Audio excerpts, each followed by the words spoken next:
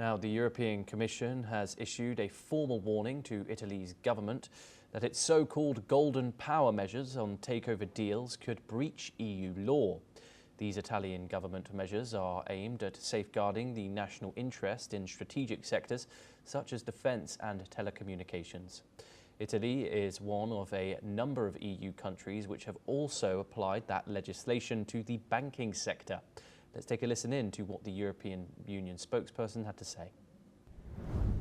Today, the European Commission addressed a letter of formal notice to Italy, raising its concerns regarding the compatibility of its so-called golden power legislation with EU law, and Italy has indeed now 2 months to respond to this letter. For what concerns your specific question, what I can say is that the Commission's letter of formal notice addresses, as I was saying, Italy's golden power legislation and is not directed to any specific case. Keith Vaz joins us now. He is a former British minister. He joins us live from London. Keith, always a pleasure. Italy's clashing with the European Commission over golden power regulations, essentially its right to block foreign takeovers. What is Rome actually objecting to here? Good afternoon, Thomas from London. This is normal activity between the EU trying to claim control over a sovereign country. It goes to the heart of the issue of sovereignty. Italy is one of the big four of the European Union.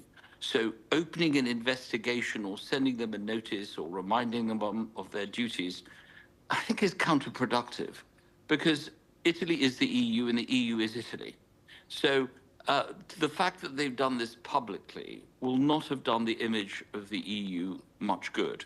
Italy is saying, especially in relation to banking, defence and strategic sectors, that they must have a final veto. It goes, in a sense, Thomas, to this whole issue of why did Britain Brexit in the first place. There is a line in the sand that the EU should not cross. And actually, it has crossed this line. Italy is not going to give in because, it's such a big country. If it was one of the smaller countries like Latvia or Lithuania or Malta, they would be, in a sense, bullied by the EU. But I don't think Italy and Giorgia Meloni is going to be too worried about this. They're going to be very strong in resisting this and pointing out that we need these golden rules. Spain has something very similar. The French and the Germans in Britain, when we were in, and I can remember as Minister for Europe, many opportunities when the EU started to send letters or indicate that they were going to take some action. This is the start, and I'm absolutely positive that Italy will resist. Yes, and Keith, just very quickly, does this dispute, do you think, signal deeper fractures inside the European Union over who controls these strategic industries, especially ahead of these new industrial and defence spending plans? What it might do, they've sent these letters before, they've sent the notifications before. So from that point of view, I'm not sure that, that will make much of a difference to Italy. Italy is a very strong and important country, and therefore it is an issue that will have to be resolved. But I think that there's always going to be a battle over territory. The EU Commission thinks at the end it's the ultimate power. One of the problems is, with the greatest of respect to the president of the, not the Commission, Mrs. van der Leyen, but the president of the EU, Alberto da Costa, I don't think he's strong enough. This is the problem when you get the people, diplomats in these positions, or even former prime ministers, who are compromised candidates. They can't stand up to the Commission. And Alberto Costa is a good president, but he's not strong enough to take on the Commission. So they will push and push and push. They want to control everything. Mother knows best type thing. And they're up against a really strong prime minister in Giorgia Meloni. She's not going to give in. One roll of Georgia's eyes is going to be enough to send the Commission president running. So this is not a fight that they're going to give in on.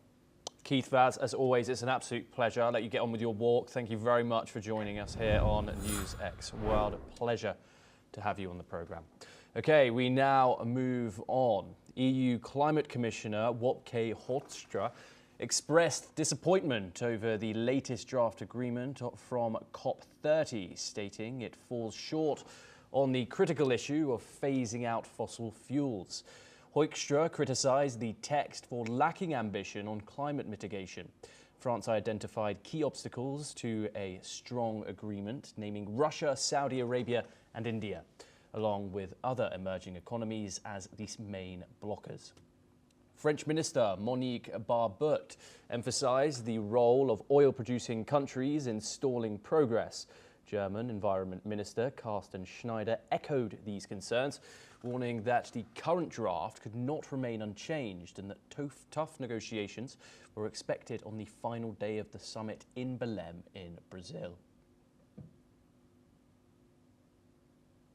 OK, that's all that we have time for this hour. Keep watching NewsX World for more international news updates.